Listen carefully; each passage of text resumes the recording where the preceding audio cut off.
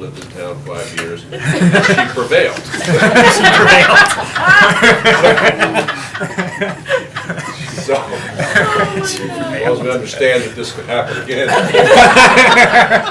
And as they say, that's why we pay you the big bucks.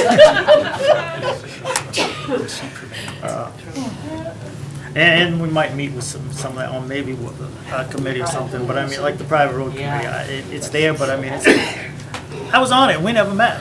I mean, it was just, you try to get in touch with people and, well, I can't do it this week, I can't do it that, and then, you know, something else comes So up. I did meet on behalf of the visioning committee. I met with the people up at the Fresno School and with the Commissioner of Agriculture for the state. So it does happen, and Kirk is actually on that committee too. And now the chairman of the Board of Selectmen is supposed to be. I recall, I don't know if that active. vote, but I've never been at, you know, nothing ever thrown in my face, you gotta do this, I don't have a card, so. It's a committee that's set up by legislature, so. Yeah, I know at one time it was when they first started talking about they were gonna close and everything, and everybody's, oh God, they formed a committee to communicate and try to be a liaison with them, and DCAM came in here and but it seems like, you know, the state, and they've leased out part of it. They didn't come talk to us, you find out about it after the fact, so. And maybe, you know, that's a committee you keep, but, I mean, I'm sure there's a bunch more committees. Like I said, I think it was at 87 at one time. Wherever it's at now, but there's a lot of them. Maybe we should form a committee to look into the committees. We'll put Chief Laporte in charge of that committee. I can't be, I'm not a town resident. We have out-of-towners on the committee, so. All right, the next item is discuss inclement weather policy. If I, as a point of order, before we move on, I discussed this a little bit with the town administrator. I would request, and maybe you were going to do this already, so I apologize, but for the purposes of preventing a potential conflict, I know that the next two items arise out of the same series of facts, and actually the request for that inclement weather policy discussion was part of what's the subject of the open meeting law violation. So I would ask that we bifurcate those two issues. I know that they already are on the agenda, but I request that they be firmly bifurcated and we discuss only the inclement weather policy first to give the opportunity for the chairman to recuse himself of chairing the discussion of his own open meeting law complaint, so that we don't have Jeff Bennett, the chairman, chairing the decision of how the board's going to respond to the complaint of Jeffrey Bennett, the individual. Because it would seem that that would be a pretty obvious conflict. I didn't plan on being a part of recommending or that solution, because I did make the open meeting law complaint. Okay, so you were, I just wanted to make. No, I'm going to vote to, How did the complainants deal with it? well, How do the people who it was filed against deal with it, if they're on the board as well? Well, no, because we're the respondent, so we're allowed to respond to it. You can't be the Okay. person who files a complaint and also be the person who responds to that complaint.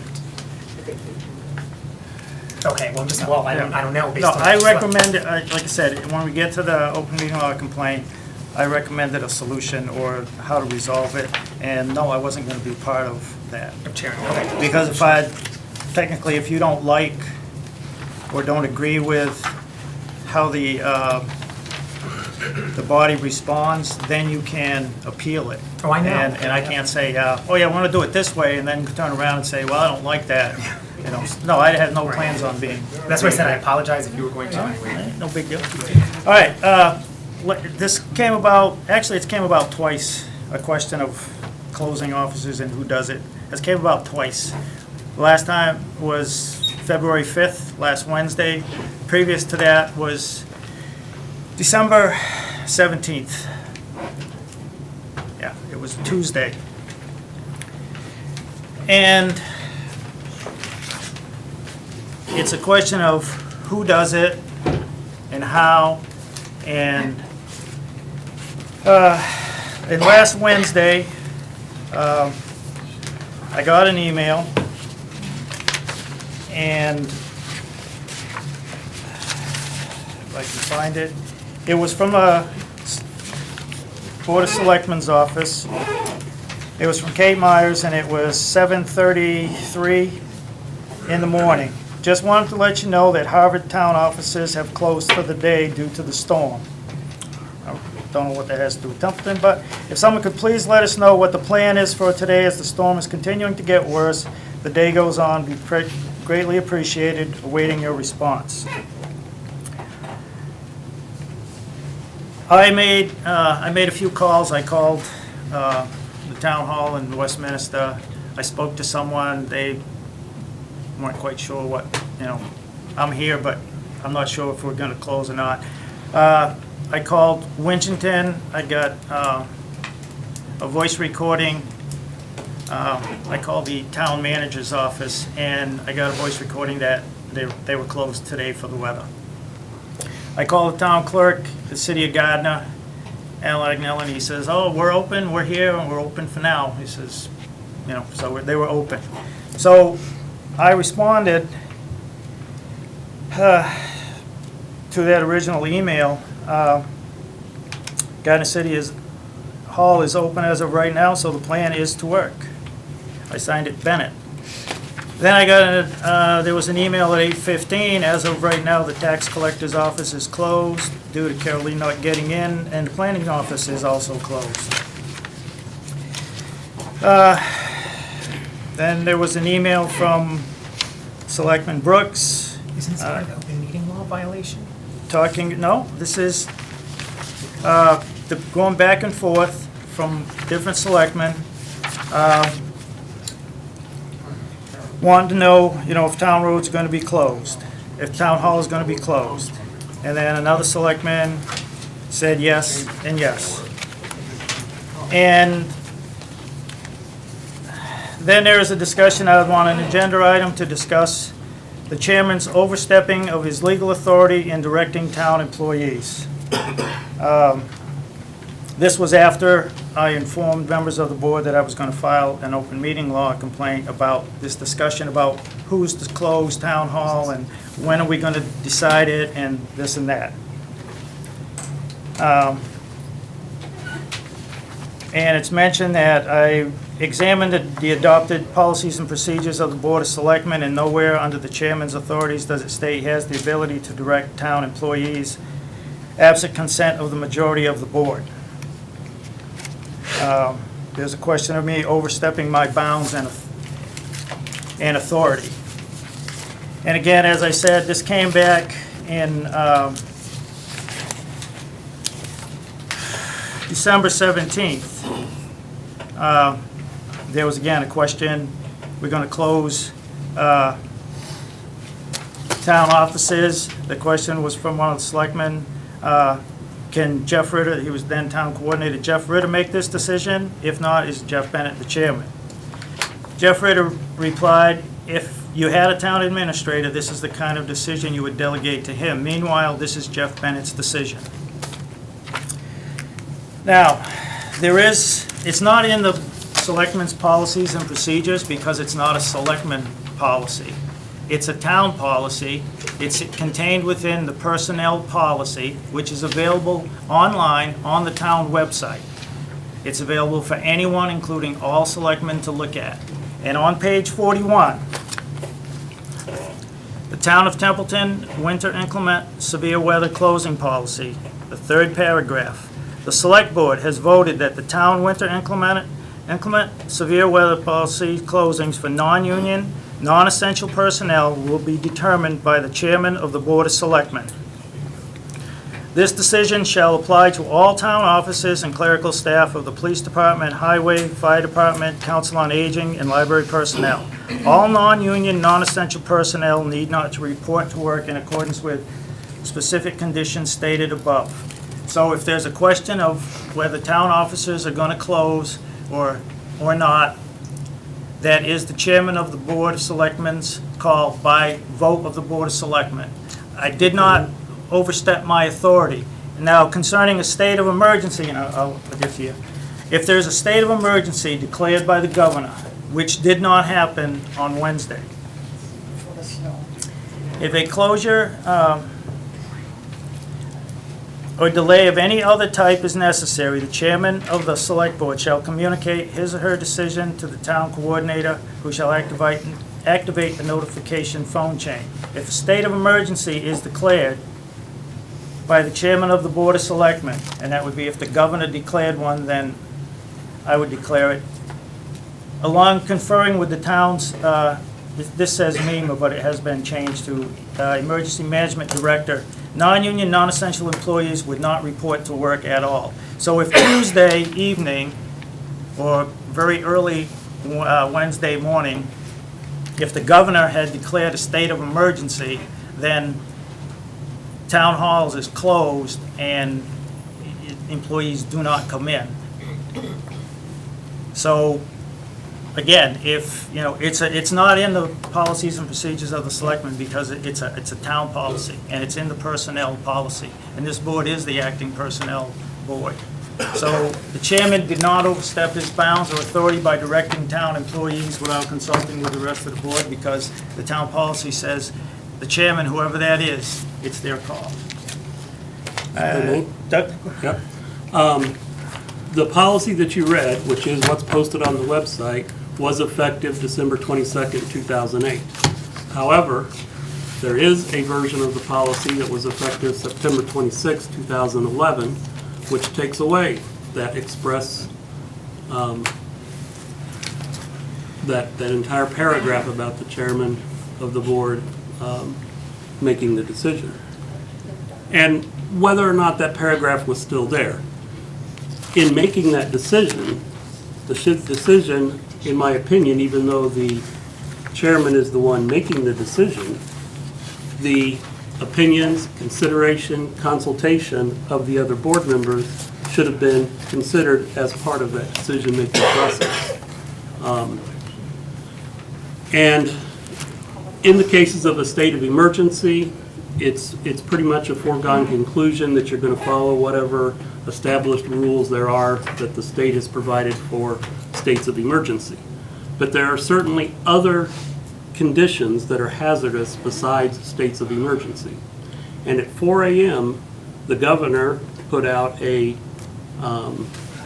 recommendation, edict, whatever you want to call it, that state employees should not report to work. When you have these hazardous conditions during the morning rush or the evening rush, then it's the responsible thing to do to keep traffic off of the roads. I mean, if you've got a snowstorm that's going to be from, 2 to 7, and you're going to be at the height of the storm during the 5 o'clock rush hour, you let people leave at 2 o'clock. If you've got one that's at, 6:30 in the morning, you tell people to stay home. Or if it's going to be over by noon, okay, come in at 1. There needs to be some decision process other than a state of emergency, because that's not the only hazardous condition. And the difference between, like us, or a municipality, and a private sector is in business to make money. They're there to make a profit. The municipality isn't here to make a profit. We're going to make the same amount of money, and for the few times that this ever occurs in a year, it's not like the town shutting down. There was, I bet no citizen that came to any town office on that day. Just my opinion. Yeah, and I was not even aware of that. Can I borrow that, Doug? Real Absolutely. quickly, just to updated version, excuse my reach. Oh yeah, so correct, so that right was revoked in 2011. Further, as the chairman said, this now is the town's personnel board. The last paragraph, which I've highlighted, says, "This policy is subject to change by the Board of Selectmen." I'd like to read the purpose, because the chairman said the purpose of our policies and procedures are to direct the Board of Selectmen, not the town. Let me read the purpose. The Board of Selectmen of the Town of Templeton, recognizing the need to codify the traditional and accepted working relationship among the members of the board, between the board and the town administrator, and between the board and other boards, committees, officials, and citizens, and also recognizing the need to systemize and reduce to writing the town's policies and procedures. It says the town's policies and procedures hereby undertake to create operating procedures of the Board of Selectmen. Right under the responsibilities of the chairman, there are several listed there. None of these pertain to directing town employees whether or not offices are going to be open or closed. Now, I'm not saying, we'll get into this when we move on to the next topic, whether the actions that other members of the board took were correct, but to simply say the chairman has the authority is not accurate. I mean, we just adopted this several weeks ago. So to rely on a 2008, which apparently has now been trumped twice by more appropriate measures. And I would also say, because I was ultimately the one, well, I'll just say this. Given the line of work that the current chairman does, obviously, or like others we can do, I'm not available by phone all the time. You know, in a snow situation, I would imagine that I thought it was not unreasonable to assume that you would be working, because that's the kind of work that you do. That call was made at 8:06 when there was maybe 3 or 4 inches of snow on the ground. By 4 o'clock or 3 o'clock, when offices were to close and there was almost a foot on the ground, by that time the governor had been on the news interrupting People's Court, which I was trying to watch on my day off, telling us about the snow advisory, people should be staying off the roads. It wasn't an emergency. It's not a state of emergency, but if we don't want people on our roads. I think a much better option, since it is not dictated in our policies and procedures, would be to connect our decision regarding town policies to something else. Whether it's when the Supreme Court of Massachusetts closes, whether it's when non-essential personnel state offices closes, then it doesn't matter if the chairman, because obviously, whoever the chairman may be in 3 years from now, may be in Jamaica on vacation when we have a snowstorm. And if it simply falls on the chairman to make that decision, or the vice chairman, then there has to constantly be all this feverish back and forth, as opposed to, oh, if state offices are closed, we will close as well. I guess that's really all I have to say on that. Julie? What I'd like to say is that what we're doing now is what we should have done to address it. You don't do it by email, okay? If you have a problem with the policy, then we work and we discuss it and we change it, okay? But what happened, Well, we're not discussing that yet, right? Right. Correct, okay. but the policy that was in place, okay, and I was on the board when it evolved, okay? It was done that way for a reason. And I couldn't tell anyone that reason, okay?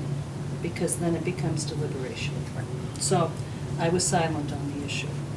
But how it evolved was that it used to be that if school canceled, the town office is closed, okay? And that was becoming prohibitively expensive because they closed for different reasons than a state of emergency or the governor saying everyone go home. The governor isn't running a shortfall, okay? So the policy was changed to make it the chairman, okay? And if it's a state of emergency, then it has to go through the proper procedure. The Board of Selectmen don't declare a state of emergency. That comes from the director, the MEMA director, or emergency management director. That's the only person who can declare a state of emergency, and they do that. There's a statute that covers them so that you can get reimbursed if there's money available, okay? So the Board of Selectmen don't have that authority. We have the authority under a state of emergency to borrow, okay? And there's a certain section of law that we can vote to borrow. But to enact a policy, and then I just was like, I'm just staying out of this. Right. Okay, because this is how we need to talk about it. We need to put it on the table and air our concerns. What happened has a result, and the reason why we changed the policy was because it was costing the town a lot of money. And so it was decided that unless there was a state of emergency, we're open, okay? If people are uncomfortable or do not feel safe, then they can take a personal day or a vacation day, okay? And the dispatchers also have a clause in their contract that if town offices are closed, then they get comp time, which increases the cost. So it was done to try to balance the safety of the employees. If you're not comfortable coming into work, then don't. Call out, call whoever you call the office, and then, it's recorded that you called out, and then you're charged off. But they're let go, okay? If someone says, oh, you can go home now, that costs the town money, okay? And that's why it was changed, to try to create some balance between safety of the employees, because a lot of people really don't like driving in the snow. They hate it. I have a Subaru, so I feel pretty confident, okay? Not everyone has that. It's not a new Subaru. It's a good Subaru. But, a lot of people don't like to drive in the snow, and they get nervous, so, don't come in. But then you need to figure out yourself personally, what your personal comfort zone is. It's not up to me as a Board of Selectmen member to say, oh, you have to come in because you hate driving in the snow. That's not what it is. It's a person's personal decision, okay, whether they want to go out on the road or not, okay? And if that was decided to protect the town and to protect the people. And just a side note on the storm, the worst part of the storm was between 7:30, 11:30 to noon time. That's when it was 2-3 inches an hour. After that, it tapered off. At 5 o'clock at my house, it was not snowing. The state, a lot of the highway guys in District 2 and District 3, they were in standby mode from 5 to about 7:30. Then a squall came through and it snowed even more. The roads have been plowed and treated all day. The safest place for people to be at 8, 9 o'clock that morning was where they were. Their cars were in the parking lot and they're in there. And by the way, if you let employees go home, once you say, hey, work shut down, you go, you can't control where they go. They can go out to eat, they can go wherever they want, and if they get hurt, then they're off. Perhaps if they might not agree with it, but just like the kids down at Atlanta when they had the ice storm down there and they can't handle it, they kept the kids at school. They didn't try to send them home because they were safest at school. But the roads had been plowed and treated all day long, and when 5 o'clock, which would have been the normal closing time on Wednesday, that's when, What's the big argument here? What happened? What's the big argument here? What happened? It'll be coming up next. It's next. We're just talking about the policy. It's yes, it next. can. Well, and what I want to say is then we need to decide, so the bottom line is the select, because for clarity purpose, again, if this was an issue, I didn't realize this was an issue back in December. If it was an issue in December, it wasn't added to an agenda, so, but apparently it was, so we'll discuss it now as well. The current Appendix C does not give authority to the chairman, whoever that may be, to decide then whether town offices are open. If the governor does not declare a state of emergency, then they stay open, and if he does, or she does, then they are closed. So is that my now correct understanding of what the inclement severe weather policy was? Because if this is really the policy, no one seemed to know about it except for Doug and Julie. So, I would know, it's true. I mean, right, The only thing I would say the is- three of us, this is the one that we were given, was the old one. Well, you don't know how many personnel policies I have. Well, that's what I mean, which one is the right one? I don't know. So we should decide it now then, so. The one that's online was last updated March 4th, 2011. That's the So one that's, that's on the website. so that's this one. I know, and I still. No, the one on the website is the one from 2008. Oh, yeah, that's 2008. The one on the website is. Not This is 11, it. This is 8. the one No, that's because I down. printed this page off of the website. Yeah, off the website. And it Yeah. says Page December 41. 22nd, So, we 2008. have more than one issue going on. Right, so do we, so if The I, policy as a whole was accepted back in Okay. '08. Right. And that All the little paragraph addendums. had never been, because, Updated. and it had come before, even before I was on, but more than 3 years ago, this has been an ongoing thing. I think it was talked about, it was in 10 when Dennis O'Brien was the chairman. It was even discussed, well, how much snow do we, is it gonna be like, well, you have 6 inches or more, we're gonna get, who's gonna make that, who's gonna measure, who's gonna make the call, and everything. The only thing about it happening before was December 17th. oh, yeah, sure. I made the call to stay open, and that was, well, now that when we have one, and that's what Jeff Ritter stated here, if you had a town administrator, you could delegate this to him. Oh, look at Yeah. So if I can just add that. Phone it in. The fact that we have the 2011 policy and what Julie has just told us about, I think it's good. I just believe we should add to that 2011 policy the little phrase that you were talking about, that an employee has, you know, Yeah. in this kind of condition, an employee can make a personal decision, Right.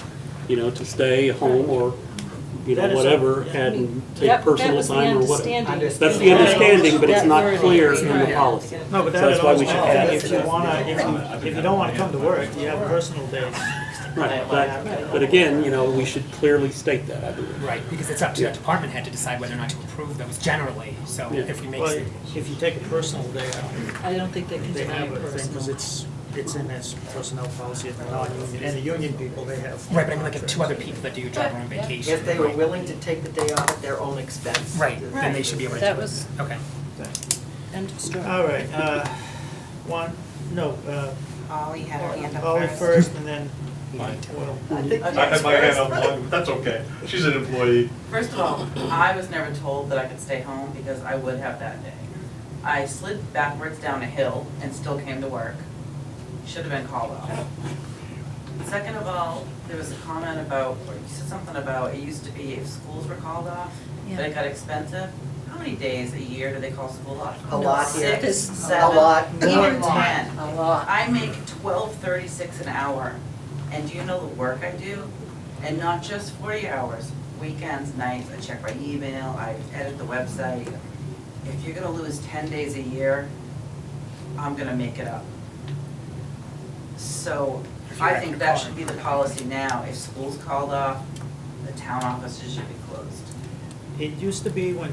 You're not gonna lose money on your town workers. When schools were called off, but, I mean, I'm not trying to, you know, everybody likes to say I walked to school uphill both directions, but it used to be if there was 4 or 6 inches of snow on the ground, they still had school. But now, I mean, you think it's gonna snow and they call off school.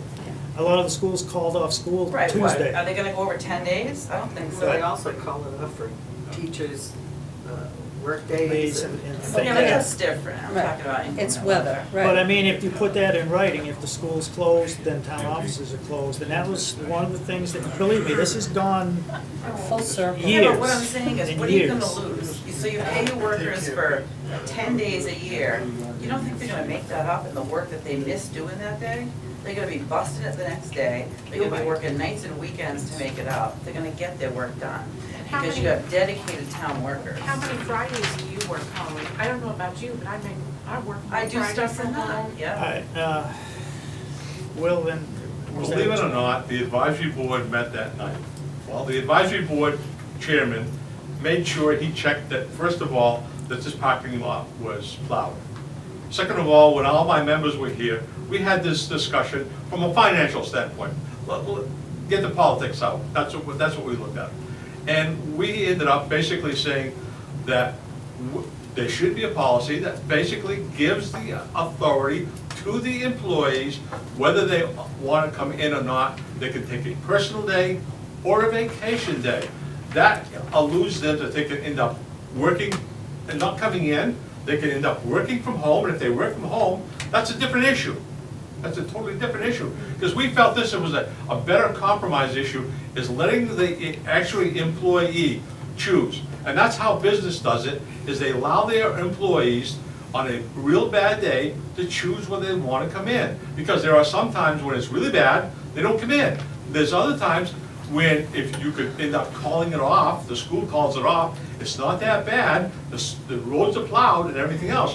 When I came in at 4 o'clock, the roads were in great shape. Not mine. Not necessarily Hubbardston Road, it still had snow on it, but the main road was good. This parking lot was plowed, not much more snow than what we had as a dusting. And I mean, that's we had that discussion also. So I just want to relay that to you, is that there should be some type of policy that gives the authority for those employees to help make them make the decision for themselves, and they can choose what they want to end up doing. Well, to be honest with you, I didn't think about finance when I made that call. I went by the weather report and the conditions of the road. I was on, because of my job, my stuff that I do when it snows out, I was on the roads of Templeton, Winchendon, I was in Ringe, I was on Route 12 through the center of Ashburnham, 101. I was all the way into the center of Fitchburg on back roads, and I came up 140 through Westminster. I knew what the roads were like at 8:30. It's the worst part of the storm. The best place to be was wherever your car was parked at that time. In the afternoon, the roads were pretty clear. By late afternoon, normal let-out would have been 5 o'clock.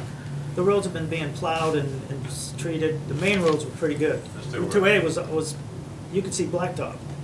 And it wasn't snowing or anything. No. But, and again, this, you can't have a meeting when it's snowing out, because, I mean, what are you gonna do? By the time you get all the selectmen together, can all the selectmen just leave? Well, you weren't at work, but if you were at work, can everybody just leave and come to a place, No. post a meeting, and then sit here and have the meeting to say, let's close town hall? And I believe that's how it came about, that, one person's gotta be. That's why we chose it to take a look as a policy. It compromises, it doesn't get into this idea of having to take it, imposing upon individuals. If they choose to take it, end up doing it for their own safety, it's up to them. And when we have a full-time administrator, trust me, Ed, give it to him, and then you don't have to worry about making those calls. You're all set? Bev had her hand So up. just, Bev? so just in the interest of moving things along, because I think our new policy says if we don't start something by 10, we can't start it. So we might want to get moving. So in the interest of moving this along, I would say that we adopt officially this policy from September 26th, 2011, that says that if there is unless there is a state of emergency, state offices will remain open, with the caveat, extra language added at the bottom that says an employee in such a situation in which, personal safety because of inclement weather is involved, an employee may choose to use a personal day or a vacation day, and such use shall not be to the discretion of the department head.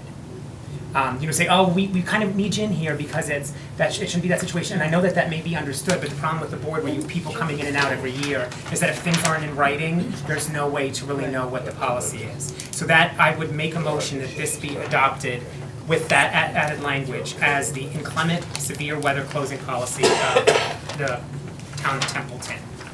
Second. Bev? I understand what you're saying, because I worked for years.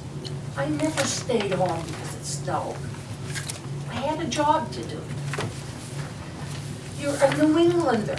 You don't stay home because there's 4 inches of snow, 6 inches of snow, or 8 inches of snow. You get to work, you do your job, and then you come home. If we're having a rip-roaring blizzard, that's a whole different thing. That's not a snowstorm, that is a blizzard. And I did get lost on Route 2 one time in a blizzard, and I also got stuck and had to walk up the hill in high heel shoes because my mother told me we were gonna just have flurries. But I understand, 2 feet of flurries. I understand how Jeffrey reacts to this because he is a New Englander too. You don't use summer tires, you use winter tires. And so I understand where he was coming from. But that's who I am. If I'm gonna be there, I'll be there. Finish the agenda. I did, got all the, I was so quick. Got stuck.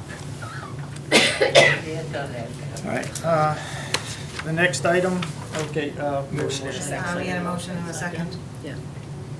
Anybody else? I got a plow and I got. I'm okay with putting language in that makes it clear. Okay. Not at all. Julie? Yes. Doug? Yes. Diane? Yes. Ken? Yes. And yes. To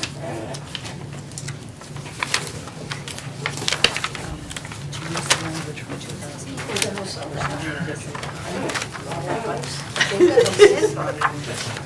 And add language. It's a big problem. that it's at the employee's discretion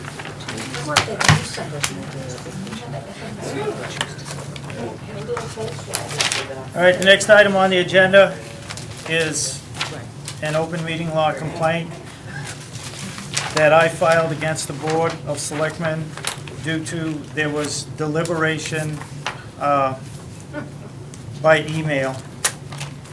And I will make my point why I made it, and then I'm going to sit over there someplace. What kind of requirements of a posting of meetings, except in the cases of emergency, a public body must provide the public with a notice of 48 hours in advance, excluding Saturdays, Sundays, and legal holidays. Notice of emergency meetings must be posted as soon as reasonably possible prior to the meeting. If it's an emergency, you still have to post it, and you still have to physically meet. The open meeting law defines deliberation as an oral or written communication through any medium, including electronic mail, between or among a quorum of public body on any public business within its jurisdiction. Distribution of a meeting agenda, scheduling, procedural information, reports, documents must be discussed at a meeting. To be a deliberation, the communication must involve a quorum of the public body. A quorum is usually a simple majority of the members of a public body. Thus, a communication among fewer than a quorum of members of a public body will not be a deliberation unless there are multiple communications among the members of the public body that together constitute communication among a quorum of members. Courts have upheld the open meeting law applies when members of a public body communicate in a manner that seeks to evade the application of the law. Thus, in some circumstances, communication between two members of the public body, when taken together with other communications, may be a deliberation. Also, that expression of an opinion on matters within the body's jurisdiction to a quorum of the public body is a deliberation. Can you read that last part, please, to that statement? What was that?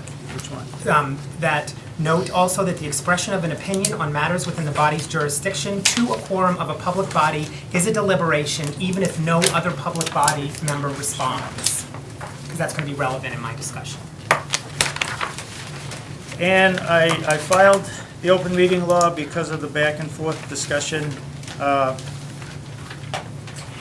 And Mr. Robinson in his email said the majority members of the board, support closing things, so I make the call to close the offices.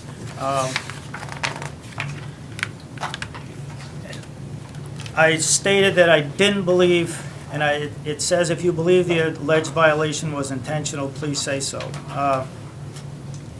I didn't think it was intentional, and part of the reason that I did file it was I think the Board of Selectmen, not only the Board of Selectmen, but every other board and committee and everything should realize just how easy it is to get yourself in trouble in email. I mean, you might not even think you're doing it, but when you hit the send button, you are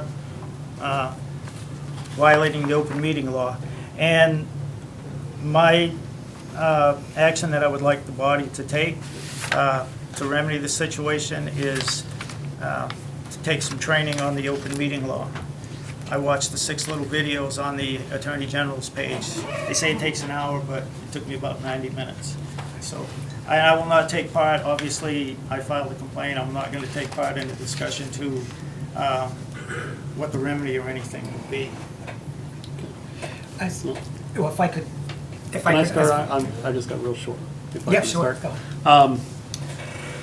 Yeah, I mean, I'll just respond in that I may have been in violation of the law and not realizing it. I probably should have read it a little closer. At the time that I made my response, I did not realize that we had a policy, this inclement weather policy. I found that on the website after doing that, so I should have looked this up first.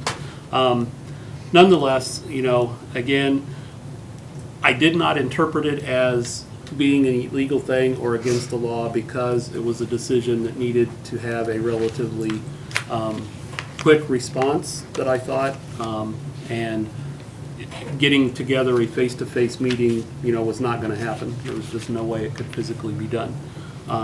So that was, my thoughts for, applying my opinions to the discussion, not really intending that it was a discussion. So again, I was in the wrong, and I apologize for that.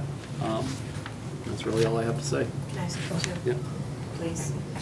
I would like to say, not unlike Doug, when I woke up in the morning, I too am a hardy New Englander, and I go to work. I have a strong work ethic. However, as a leader, I felt like, I've managed departments, and I feel like an employee's safety comes well before whether or not, I can make it to work. I made a phone call here before I ever sent an email. I asked if there was a policy.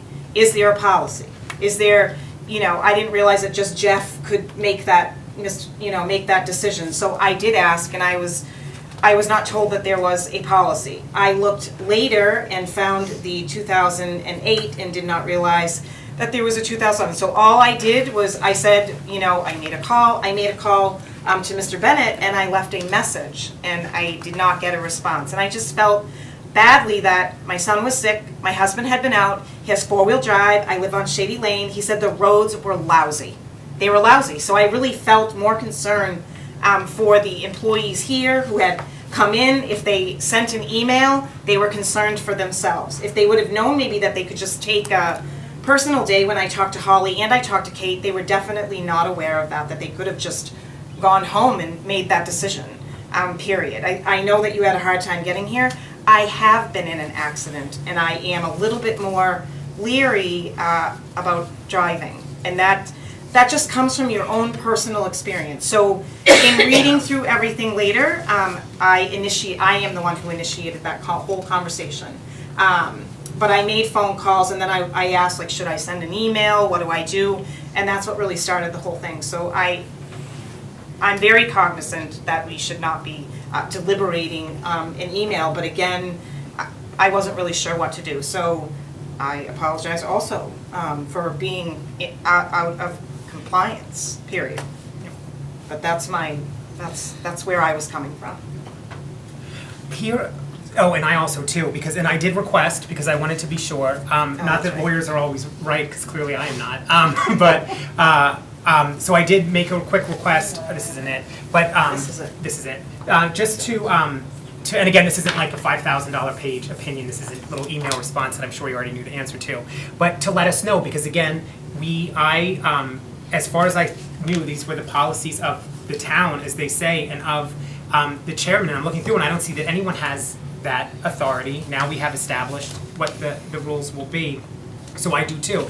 I think that, which Jeff acknowledged, that it obviously was not intentional. It's like 10 o'clock in the morning. I was, we were all kind of trying to, at least I was, doing what if I had to risk in my mind possibly breaching the open meeting law, or things get really bad on the roads, an employee gets injured, or for me, it became a safety issue, and I really was not even honestly putting much thought into the open meeting law at that time, because my concern is, we tried to get a hold of Jeff, we couldn't, not that we necessarily should have, we're getting emails, I know we got emails from people in other departments saying, oh, MEMA has just upgraded its status, again, not a state of emergency, but, so I apologize too.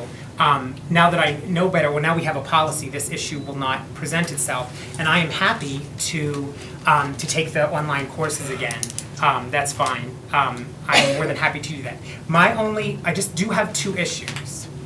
And the first issue, because this has been coming up a lot, and I'm not doing this to point the finger. I emailed Jeff even after this whole thing happened and said that I do not mean any of this personally against you. Please do not take it personally, because I don't mean it personally. I'm just trying to be as open, and now that I know, kind of go by what I see the right thing to do, do that.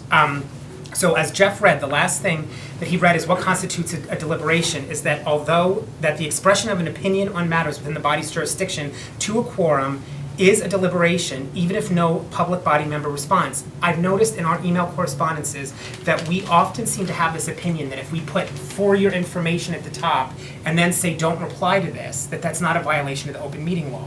And it is a violation of the open meeting law. So, I mean, even Mr. Bennett, he was obviously in that email chain that was part of the complaint. And, I mean, he already read it, at 8:02 this morning, I sent an email to all selectmen and to the employee making an inquiry about what the plan is, and I stated the plan is to work. I am filing an open meeting complaint on this matter, as the rest of the selectmen seem to want to debate through email. The post office was open today. So he too was deliberating. The post office is open, so that validated what happened. So, I think that too, falls into the guise of open meeting law. The next day, we got an email from Selectwoman, Farrell, that said that she was explaining what a state of emergency is, and then put in caps, please do not respond to this message, it's for informational purposes only. I will not be drawn into an email deliberation, which is a violation of the open meeting law. Actually, we were all violating the open meeting law. Every time we sent out those emails that said that we. You can send out information. But you can't. I mean, I just read that's directly. You can send out information. Note also that the expression of an opinion on matters within the body's jurisdiction to a quorum of a public body That is a wasn't an deliberation. opinion. That was a fact. Well, that's, well, it depends It's what a you fact. think, what you, There's a difference between fact and opinion. well, it does say, to my knowledge, the governor of Massachusetts is the only one, so you were expressing your opinion on the matter. But the point being, here's what I find, here, What did Mr. Ross say? here's my, right, no, I admitted that, I said that was a violation of the, but here, again, because I'm chairing this for right now, as vice chair, so here's the thing that disturbs me the most about this whole topic, and why I wanted kind of the overstepping of the legal authority of the chairman to be an issue here. On Thursday at 1:31 in the afternoon, Kate Myers had sent an email about the Selectmen's annual report that which is on the agenda now, that she'd asked for it, for a response a week ago. Nobody got back to her. What was going on? I sent her a response saying, can we please put it on the, and I actually said the next open agenda, which would not have been this agenda. It would have been, but apparently the chairman took that as me trying to get it on this agenda. So he sent a response to everyone that said, I do not wish a response, as this is for informational reminder only. According to the policies and procedures of the select board, the agenda closes the Tuesday prior to the next select board meeting. If we are not going to follow our own policies, then perhaps we should vote to disregard them. An hour after he sent that email, he added his own open meeting law complaint to the agenda. So after he chastised us for wanting to get the Selectmen's annual town report on this, an hour later, that's a conflict. You can't take your you can't, can I speak, please? Thank you. The chairman might let people just make comments, but I would like if we could just keep it under wraps for a second. That is clearly a conflict. It's his open meeting law complaint, and he put it on the thing after chastising us. And this is the kind of attitude that I see a problem with, even beyond that I had, and I asked it to be put on the agenda. It was taken off of the agenda, I was informed, this issue.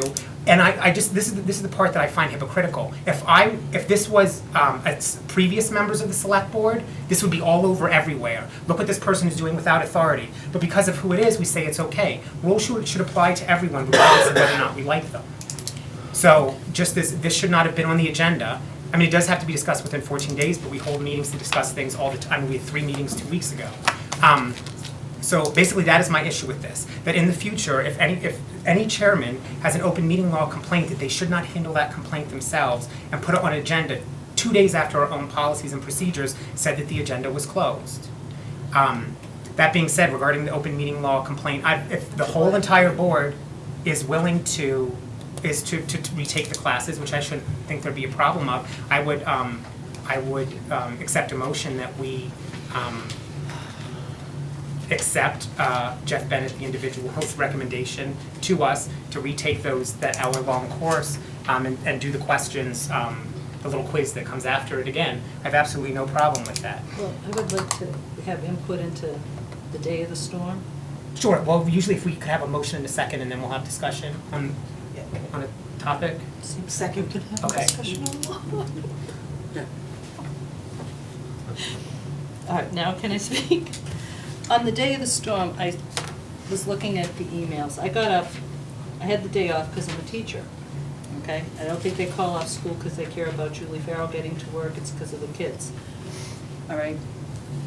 So I shoveled up my driveway, and then I checked my email, I'm going, oh, what's all this? So then I came up to the office to see what was, how awful it was. And the roads were slippery, but you could get by. And I was talking to Holly and talking to Kate and looking at a few things, and then I'm like, the storm is projected to get over, to taper off around 3. So if you wait and go home at 5, the road should be clear. I know it didn't help you getting in, okay? But, and you weren't aware of the, that's not written down anywhere, so how would you be? That you could have at your discretion decided to stay home. So I was just like going, oh gee, what's all this? And then all the emails started flying back and forth, and then I'm like, I can't butt in because then I'd be deliberating. So I didn't.